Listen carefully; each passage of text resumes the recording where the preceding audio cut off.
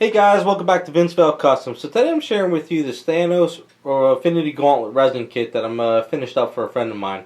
Now, I did a video a while back on the belt where the belt wasn't actually connected to the belt buckle. I guess almost kind of in a sloppy way of producing a kit. It's like if you're gonna produce a kit, especially in this size, you want to connect the belt buckle. So you can check out that video, give you guys an explanation of how this kit was hollow and everything that I went through with this thing.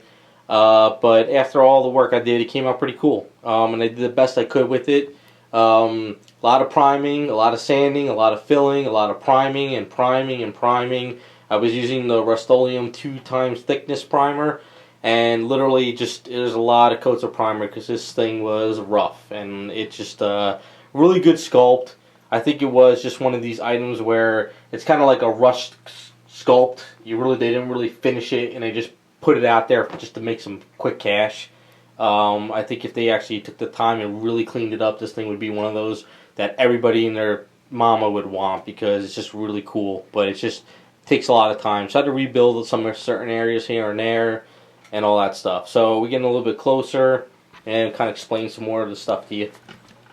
Alright, so as you can see with the rock base, I didn't want to do a typical rock base where it's just like black rocks with some white dry brushing, and then that's it. What I did do is I have a paint mixture of all old paints I throw into this bottle, and now it's kind of like a really metallic-y blue. So I use that all over the base, and then what I did was I dry brushed white all over it, and then after that I took some pearlized green and I did some dry brushing of pearlized green in areas. And then what I did is I used some transparency Payne's Gray, and I Payne's Gray all over the thing.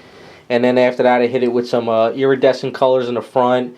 So it gives it more of like a space rock. I figured, if Thanos is out on somewhere in outer space, we got some type of different rock than what we see, on planet Earth, I guess. I don't know. Just something I kind of came up with and I ran with it. And of course with the purple and green in there to kind of offset the main colors of a statue, just kind of, and not take away from the figure too. We want to mostly focus on his hand. We don't want to focus on the base. So I kept it dark as well. But did painted up in metallic yellows, oranges for most of the outfit. For most of his trim is just straight up gold, titanium gold from Tamaya. Because I wanted to be, since he's so big, I wanted to be a little bit different. I didn't want, this to be gold, this to be gold, that gold, that gold, that gold, that, everything all same gold. I wanted to give it different gold. So that's what I kind of did with all the trimming and stuff. So we have this, metallic yellow from Createx with some orange in there, some blacks, up here as well, in his glove, his boots. And then the trim around the boots, the trim on the hands, the belt buckle, underneath the arms, the mask, and up there the hand and everything is all different types. So it makes him pop a little bit more and be a little bit different. Now, because the statue's so big, if my friend ever had to pack it, ship it, move, I wanted to give him a little bit of being able to break it down a little bit more to save space. So what I did was, this is magnetized in and out of the base. So there's a magnet right here, and then there's a magnet up in here. And so that comes in and out of the base. And I also added the gems to it. The gems did not come with the statue, so these are just gems you can find at, Michael's or our art store. And I drilled holes, I made them fit, and then I glued them in at the end. So he's definitely got the Infinity Gauntlet with some really bright gems on them.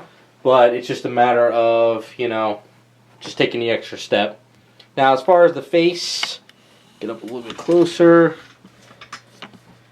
So as far as the face, teeth, I did as best as I could. Like I said, gave him some really gritty teeth, purple face, little beady eyes with the black. Did the trim.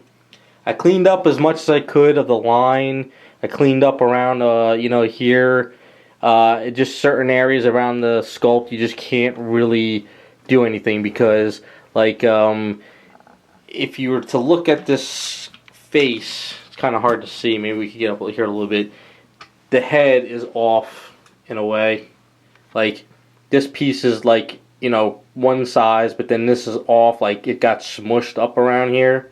there's nothing I can really do about that. If I was to do something about that, I would have to drum out the whole entire head, reskull it, and then do these. It just, you know, it's just one of those things. I mean, I don't know if you could kind of see how it's just kind of off, but you know, it's a cool sculpt. It's just, you know, certain things here and there are just wrong with it. Yeah. And the outfit, the blue is a metallic blue, pearlized blue with some different blue shadings and subtle black. Now I know in the camera it's probably showing, you know, just black and blue shading, which it's not. It's just the metallics are kind of hard to bring out with them. But you know, like I said, really good sculpt. It's just that it's not finished. It's just, I don't know, I just wish they just took the time, because like I said in my other video, when I repaired the belt buckle here, I also repaired these little pieces on the gloves as well. I had to fix up, I forgot, these pieces over here as well. I tried to fix as much as possible this one, because it was kind of like came down at an angle. And yeah, I just did what I could with the thing. And I kind of wish that this hand was actually separated too. That kind of would have probably helped. And maybe even if the head was, you know, came apart too, maybe the, you know, the sculpt would have came out a little bit better. Because I guess maybe trying to sculpt the head with this in the way, maybe that's why they didn't get the head completely stuck. Unless maybe in the casting the thing worked, but I don't know. I have no clue. Can't figure it out. But there you go. That is Thanos from, I guess, the Infinity Gauntlet. Really cool kit to a point. But hopefully you guys liked the way it came out. Hopefully my video of fixing the belt helped you guys out as well. And we'll be back with more videos. So thanks for watching.